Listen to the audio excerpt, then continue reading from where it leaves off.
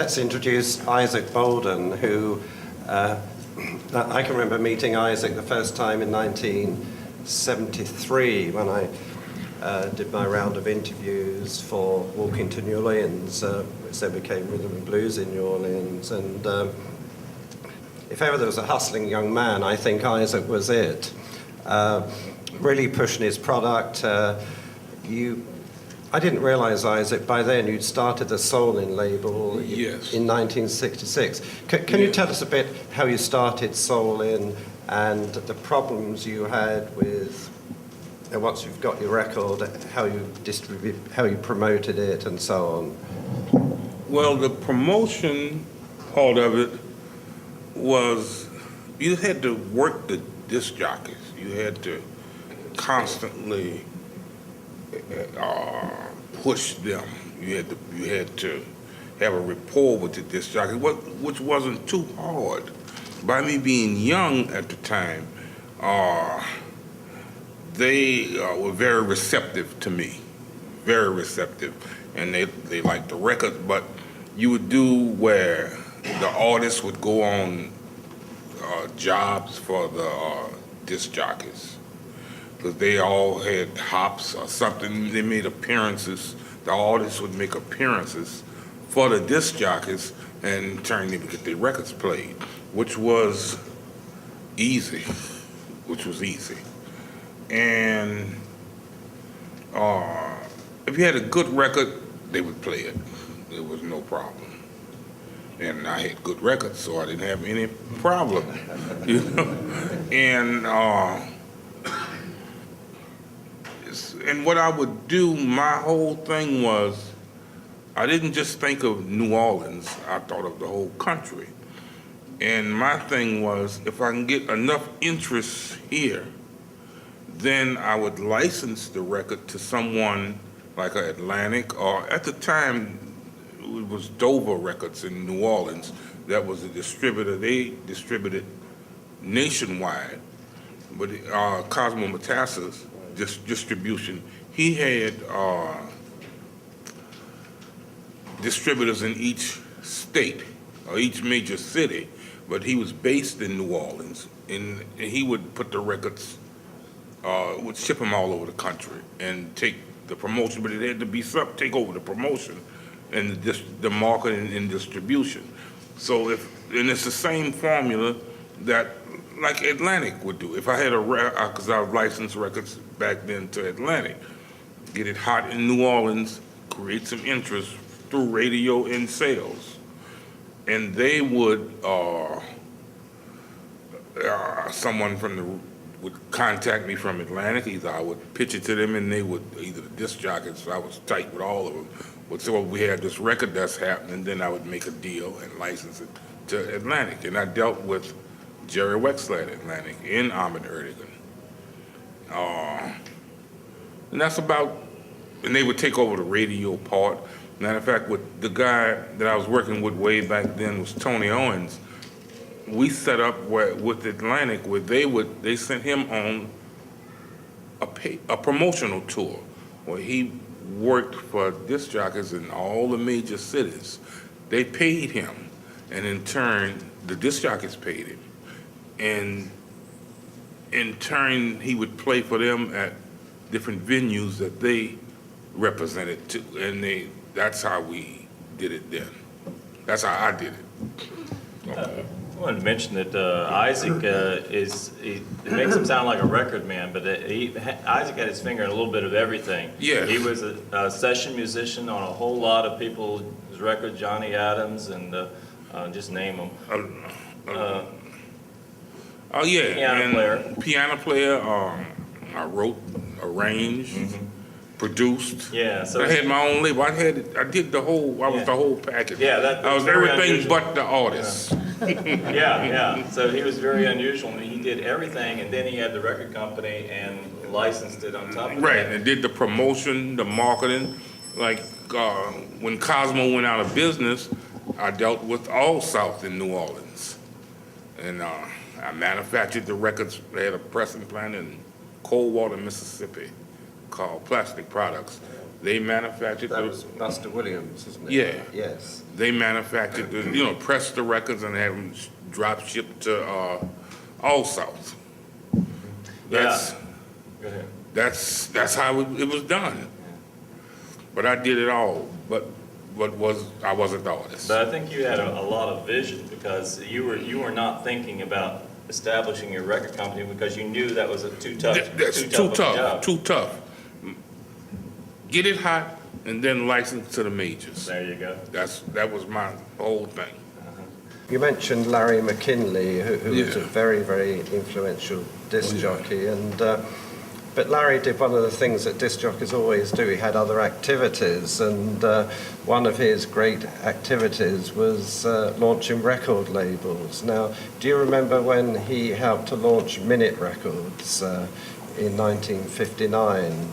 Yeah, I was a teenager at that time, but Larry knew someone that lived in the next house from me, and I was friends with the lady's son, and they showed me a lot of records that were unfamiliar at that time. It was on a Minute label and even Motown Right.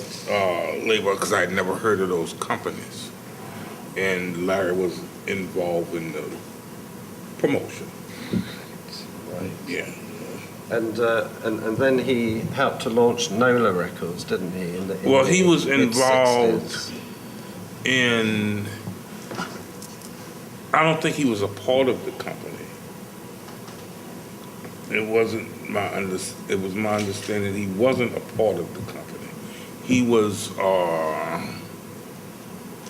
when they had a hit, the first big hit they had was Barefoot. Barefoot, right. He was involved at that time with part of the publishing, which was, his publishing company was Cold Soul, and Nola's publishing company was Bonnetin. Bonnetin. Yes. He was involved with that, which that's different from the record company. So but he was, and I think he was influential in, by him having a lot of friends around the country that played music and get in key markets and getting those records played, that record played from the beginning, because it was a good record, first of all. It was a hit record, but you have to have the exposure. And he was the door opener to get it exposed in those key markets. Right. And the same with another one, Tell It Like It Is. And getting it off the ground, and then the promotion would just snowball from there. That was the formula. Yeah. Okay. From my observation. Right. Rick? Okay. Let's talk about how you got into the record business and your big success with Tony Owens and Gene Knight and whoever else you want to throw in there. Okay. And you also worked as I said, as a session man during that same period of time. And just you can kind of sum it up and or throw in any kind of good stories you. Let's see, where can we start? Okay, with Tony Owens, he and I were in high school together, and I had wanted to be in the record business because I knew people. I knew the people at NOLA Records. I knew Alan Toussaint at that time. Since I was about, the first time I met Alan was a friend of mine. He was recording, and by him, I went to his house for, the friend was rehearsing with Alan, with Alan playing piano, and I used to hear all those records on the radio with that piano in it. And by me playing piano, I was drawn to that. Yeah, as Alan's parents' house in College Court. Right, that's right. Emma Thomas, Ernie Cato, everybody coming over to his house to rehearse these songs before they record them. That's right. And, and so that, being I was about 12 years old. It was very influential. Then my father and Euless Gaines and Wardell and Clinton Scott, which is part of NOLA. Right. Knew all of those people. All of them, they Right. played cards together. Okay. Poker. They played poker together. They were very good friends, and I was influenced by that. And Clinton Scott told me a lot about the record business. I remember him telling me about the pressing. You get the Mother's Maid, the Masters, and all of that. That's how because I had never heard of that stuff. And he told me I was about 13 years old, 14 years old, and so I said, well, now if I want to do this, I have to. Is that well, no. Okay. If I want to do this, I have to. Everybody had their own arranger. Every company, like Instant Minute and 7B. That's Joe Banachak. He had Alan Toussaint. NOLA had Wardell. So I said, now if I want to do this, how am I going to get in? So the way that I figured to do it well, start your own label, Right. in which you can go to. You have to practice rehearse. I knew to rehearse the artist, by me being a keyboard, and had the gift of writing songs, and so let's try this. And so that's how I got in. I said, let's try this. And the cost of the studio at that time at Cosmo was $30 an hour, I think. Wasn't that much. Was Cosmo still doing the sessions himself then, or had he delegated it? The first session I did, Roberta Grace did it. Then, Roberta? yeah, then Skip. Then after that, Skip Goodwin. yeah, Yes, and then Cosmo did all my sessions. he did. Yeah, he did Yes. all of them. Because he liked the sound I was getting, so he wanted to be sure I was getting what I wanted. It was different. Okay, from that point, then Tony and I, we did maybe 5 songs. And Cosmo had Dover at the time. Right. And so I made an appointment to see him. And I played the tape for him. And Bob Robin was working for him then. He and Bob Robin heard the tape. Because Roberta had did the session, but Cos hadn't heard it then. And he said, okay, yeah, I'll distribute this for you. And we made a deal. I licensed those songs to Dover. Okay. That was great. And then the records come out, we got them played easy in New Orleans. Because I knew the disc jockeys, and Bob Robin and Cos knew them. So that was easy. Then Cosmo, during that time, Cosmo had, that was right after Barefoot, and he had Tell It Like It Is. Right. And so Aaron Neville. that's right. Yes. So he had a natural hit. So all his effort went on that, which is right. Because you got to chase, because the competition is so fierce, you got to put all your efforts in that, because that's what's going to bring the money in. So they did that. The record was phenomenal. But he had a problem then with collecting money from, like you say, the 40 distributors around the country. Right. He had a problem. The record was played, like, let's say Larry McKinley got it off the ground in the black, and then from there it crossed over the pop. It was played and instantly played all over. And he did whatever it took to get it played, with giving free records to the distributors to use their influence on the disc jockeys that in their territories, plus whatever else it took. He did everything he was supposed to take. But when it came time to get paid, that's where the problem Right. was. he couldn't, see, he had a pressing plant, which that wasn't the main pressing plant, because he explained to me, if you get a hit, when he had a hit record, the one, he had a pressing plant in New Orleans, in Jefferson Parish, right on Jefferson Highway. Okay, he had, that was just to get, to see if he had a record. Yeah, local. But he had pressing plants pressing for him around the country. Because, and he always told me, if you need records in Chicago, Philadelphia, you get a pressing plant near, because time is important. Save shipping costs too. And that's right, the economics of it. Then after, okay, when, with all of that, then he owed those people money. Then he owed money to his suppliers for his plant, and for the other pressing plants. You got to pay him, and he hired independent promotion people. You have to pay them, but so you have to have income coming in.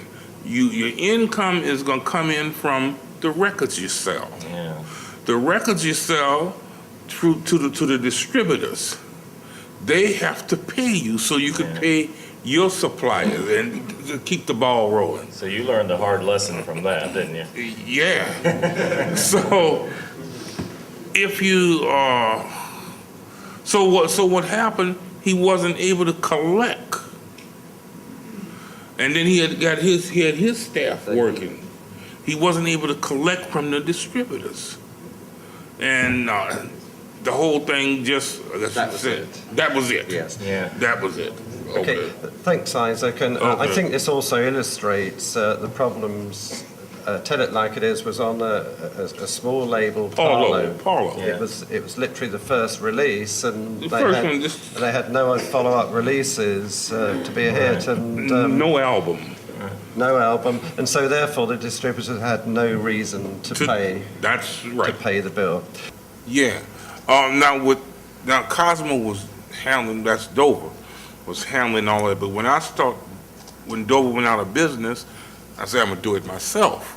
This is what I did. I talked with Henry Hildebrand at All South, and he told me, just press 500 records, and I'll give him 3, keep 2 for myself. He said, if I need more records, I'll reorder from you. And then you tell the plant, okay, he wants 1,000. Just call the plant, he'll drop ship them to him. Now, and I did this I just paid for the initial pressing, which was very little. You pay for your labels, your mastering, and that's, it may be about, the first 500 records may be like $250. That's the first 500. Then, if the 300 sell, because I kept 2 and spread to the disc jockeys, give samples out to the jukebox companies, then if those would sell, okay, Henry, I don't have any money, but you want these reorders. You owe me money, that's why you're reordering. You pay for the pressing. And so he did. I deducted from my bill. So the cost was very minimal to me. And that, I think, was very good, because I did the session, had to pay for the studio or make some arrangements with the studio, but that was ideal situation for me. Because on the one I did, which really did well, was on Tony Owens, Confessing a Feeling. Before I licensed it to Atlantic, I had sold in New Orleans about 22,000. And only thing I had to pay for was the initial pressing. After that, I just deducted, when I would invoice him, he would pay for the pressings. So it was easy. And that's it. When you licensed out your records, I'm curious, what was the business originally? Like, did you relinquish all control for cash, or was it a partnership thing? Or partnership Partnership. sort of thing. Yeah, oh yeah, definitely. And I retained the publishing. Good. Yeah. Yeah. And you did very well with that, with Confessing a Feeling and some of the Oh other yeah. things that you Oh yeah. had. Yeah. And especially now with the rap that I sampling. did later, with the sampling and everything, it's great. How many gold records you said you had on your wall? Right now, 4 albums. Are those from rap samples primarily? All rap. All rap. Okay. Except for now the single was with Gene Knight. Hers went Toot Toot. Yeah, Toot Toot. Yeah, that went gold. Which it started out with the formula that I used right here in New Orleans. Then I licensed it to Atlantic, and they took it out the rest of the way.